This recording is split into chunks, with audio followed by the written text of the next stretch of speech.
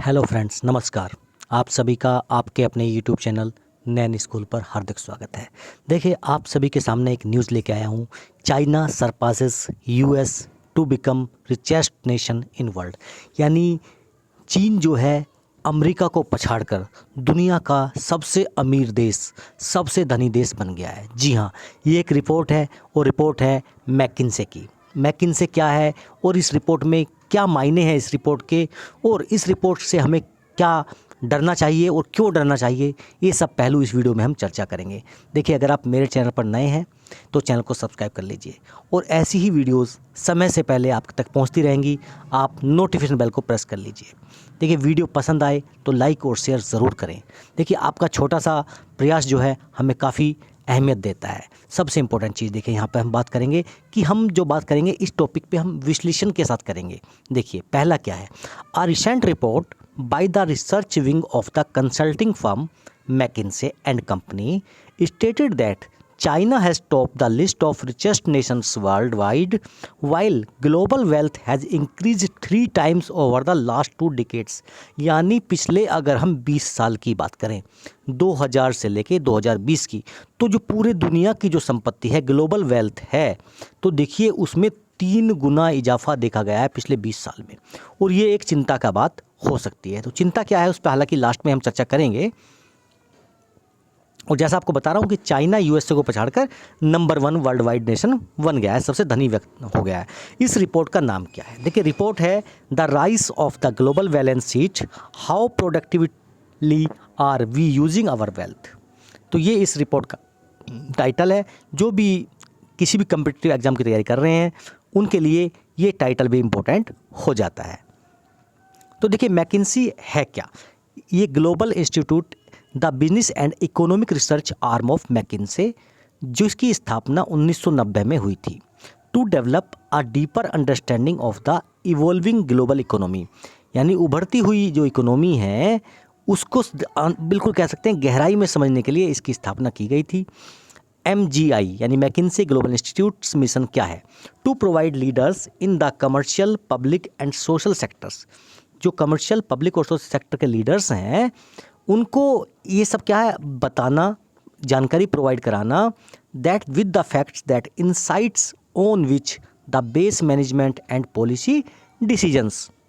यानी वो अपने पॉलिसी डिसीजंस और मैनेजमेंट के ऊपर जिस तरह से तैयारी कर सकते हैं, क्योंकि ये पूरे वर्ल्ड का एक खाका आपको प्रोवाइड करता है कि कितनी ग्लोबल इकोनॉमी कैसे बढ़ रही है, क्या काम कर रही है, प्लस माइनस सब वो आपको गाइड करता है।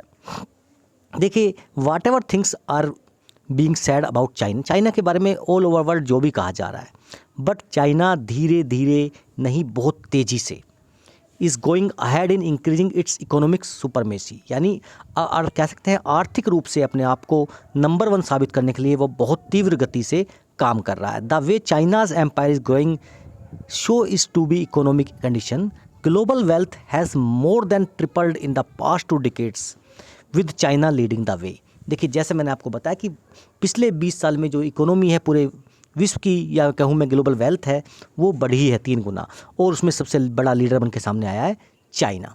It has also succeeded in beating America, America is now behind China. तो देखिए, आप देख पाएंगे कि 20 साल में ये जो इंक्रीमेंट हुआ है, आप देखेंगे पहली बार चाइना अमेरिका को पछाड़कर आगे आ गया है, नंबर 1 पे आ गया है, और अमेरिका नंबर 2 पर चला गया है।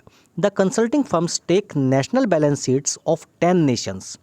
देखिए, 10 देशों की बैलेंस शीट्स ली उन्होंने, with represents more than 60% of world incomes, report Bloomberg. देखिए, जो ब्लूमबर्ग की रिपोर्ट के अनुसार जो विश्व की इनकम का 60% होल्ड करते हैं, उन 10 देशों का यहाँ पर इन्होंने बैलेंस शीट लिया था। The study that net worth world wide. देखिए, अब हम बात करेंगे 2020 और 2000 का जो आप बीच कह सकते हैं, बीच में विश्लेषण जो है, बीच का डिस्ट्रीब्यूशन।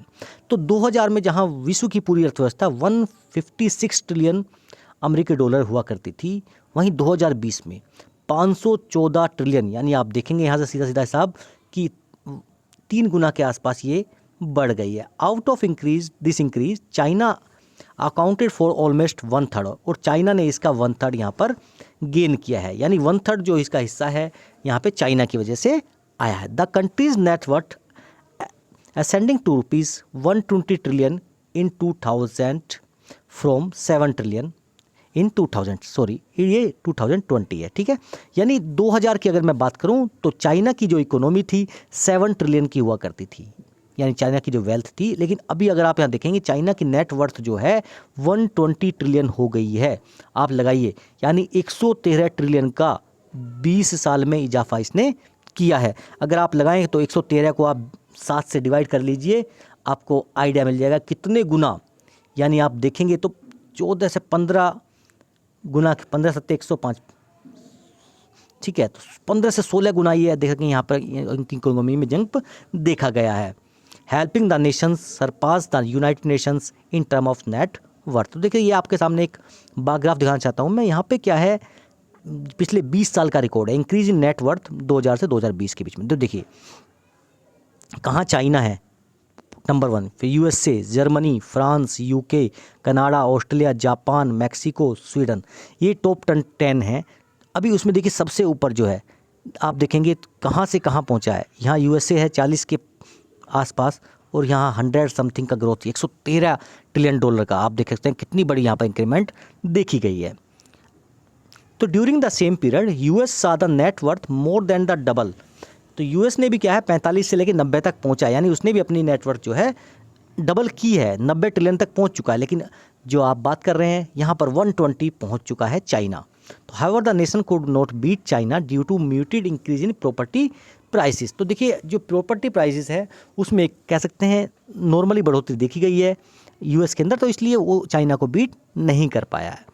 अब यहाँ पर बात करेंगे on the other hand India's net worth. देखिए सबसे जब चाइना का जिक्र होता है तो इंडिया का जिक्र होना लाजमी है वहाँ पर। इंडिया की नेटवर्थ जो है वो भी बड़ी है, but it is far behind China. अगर ब्लूमबर्ग की एक रिपोर्ट है, अगर मैं उसकी रिपोर्ट की बात करूँ, क्रेडिट स्विस की रिपोर्ट है, उसके बारे में बात करूँ तो India net worth stood at 12.6 trillion in October 2019। यानी अगर हम बात करें तो 12.6 और कहाँ चाइना की 120। तो आप मान के चलेंगे लगभग 8 गुना वो चाइना हमसे अभी आगे चल रहा है ग्लोबल वेल्थ के हिसाब से। We are now wealthier than we have ever been. तो जो उसके पार्टनर हैं मैकिंजी ग्लोबल इंस्टीट्यूट के, उन्होंने कहा इंटरव्यू में हम जितने वेल्थियर होने चाहिए थे उससे कहीं ज़्यादा हैं। Now wealthier than we have ever been. जितने हम कभी धनी नहीं थे हम उससे ज़्यादा धनी अभी हो चुके हैं। The report said that in both the world's biggest economies यानी India, USA and China, more than 2/3 यानी 66% आप मान सकते हैं यहाँ पर of the wealth was owned by the 10 richest % of house holds. यानी 10% जो हाउस होल्ड्स हैं उनके पास ये कह सकते हैं मैक्सिमम, यानी 60% से ज़्यादा इनके पास ये सारा 10% के पास 60% पैसा अवेलेबल है। यानी मान सकते हैं कि 60 जो % है जितना भी आपके पास इकोनॉमी है वो 10% लोगों के पास है। This share has been increase the report said. अब देखिए ये जो चाइना है ये ग्रो कर रहा है, इसके पीछे की वजह। True report further stated that out of the cumulated global net worth 60% of the share belongs to real estate. यानी ये जो पिछले 20 साल में आप देख रहे हैं इतना तगड़ा इंक्रीमेंट जो हुआ है ये पूरे विश्व की वेल्थ में, उसका 60% रियल इस्टेट बिलोंग करता है। अदर सब heads include infra, machinery and so to some extent intangible assets like intellectual property and patents।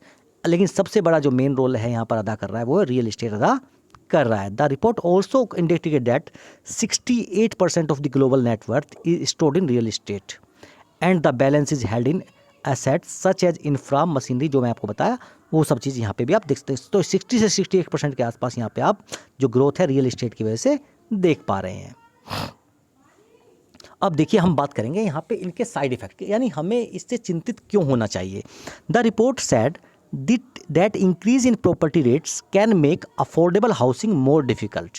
यानी देखिए जब जैसे ही प्रॉपर्टी के रेट बढ़ेंगे तो उससे क्या होगा, जो लोगों के पास अपना घर होना चाहिए वो घर नहीं हो पाएगा। तो लोगों को घर लेने के लिए क्या करना पड़ेगा, लोन लेना पड़ेगा। अब जब लोन लेंगे तो कहीं ऐसी स्थिति ना आ जाए कि जो 2008 में हुई थी, या अभी आपने लेटेस्ट एक सुना होगा चाइना का एवरग्रांडे ग्रुप जो सबसे बड़ी समस्या से भी जूझ रहा है। तो उसने क्या कहा, the risk of financial crisis like the one that happened in 2018 USA. China could also possibly face a small trouble over the debt of property developers like the China Evergrande Group. तो देखिए ये सब बात जो मैं आपको बता रहा हूँ, क्योंकि जैसे ही ये प्राइस इतना बढ़ जाएगा, क्योंकि इतना पैसा हो जाएगा लोगों के पास और इतनी वेल्थ हो जाएगी, तो आप देखें कहीं ना कहीं ये चीज़ें बहुत ही ज़्यादा नुकसानदायक हो सकती है। यानी जितनी हिसाब तेज़ी से ये नेटवर्थ बढ़ रहा है, उतनी तेज़ी से बढ़ना एक चिंता का विषय हो सकता है। तो the report made a suggestion that the world should be parked in more productive investment that expand global GDP. A collapse in asset prices which could erase around 1/3 of the global economy in a nightmare, the report warned. तो क्योंकि कभी कुछ अगर collapse हुआ तो आप देख सकते हैं विश्व की 1/3 जो आप कह सकते हैं ग्लोबल इकोनॉमी है वो एकदम से धड़ाम से ख़त्म हो जाएगी अगर कुछ ऐसा कोलैप्स होता है। तो यानी इसको क्या है बताया उन्होंने कि जो ग्लोबल जीडीपी है उसको एक्सपेंड करो, कई सारे सेक्टर्स में एक्सपेंड करो। The made a suggestion that world should be parked in more productive investments. ऐसा नहीं कि जब आप देखेंगे 67% 68% आपकी इकोनॉमी जो है रियल इस्टेट के ऊपर बिलोंग कर रही है, कहीं भी कुछ अगर छोटा मोटा क्राइसिस हो गया तो आप देखेंगे पूरे विश्व की जो नेट वेल्थ है वो तो गिरेगी। काफ़ी इकोनॉमीज़ ऐसी हैं जो बहुत बड़ा एक चिंता का कारण हो सकती हैं। अभी आपने देखा था कि चाइना का एवरग्रांडे ग्रुप था, उसने जो भी थोड़ा सा डिफ़ॉल्ट किया, उस डिफ़ॉल्ट में इंडिया का, यूएसए का, चाइना का, बहुत सारे देशों के मार्केट 3-3 4-4% गिर गई। चाइना का मार्केट कह सकते हैं कि काफ़ी ज़्यादा यहाँ पर चाइना, जापान या यूएसए भी उसका काफ़ी ज़्यादा इम्पैक्ट देखा गया। तो देखिए सबसे इंपॉर्टेंट चीज़ यहाँ पे यही है कि इतना तेज़ी से कोई भी चीज़ ग्रो होना एक नुकसानदायक है, क्योंकि कभी ऐसी स्थिति आ गया तो फाइनेंशियल बूम की स्थिति आ जाएगी और वो स्थिति कहीं ना कहीं 2008 जैसी आपके सामने हो सकती है। तो ये चिंता का एक विषय है। देखिए ये वीडियो और एनालिसिस आपको कैसा लगा कमेंट बॉक्स में ज़रूर बताइएगा। फिर मिलेंगे आपसे। जय हिंद, जय भारत।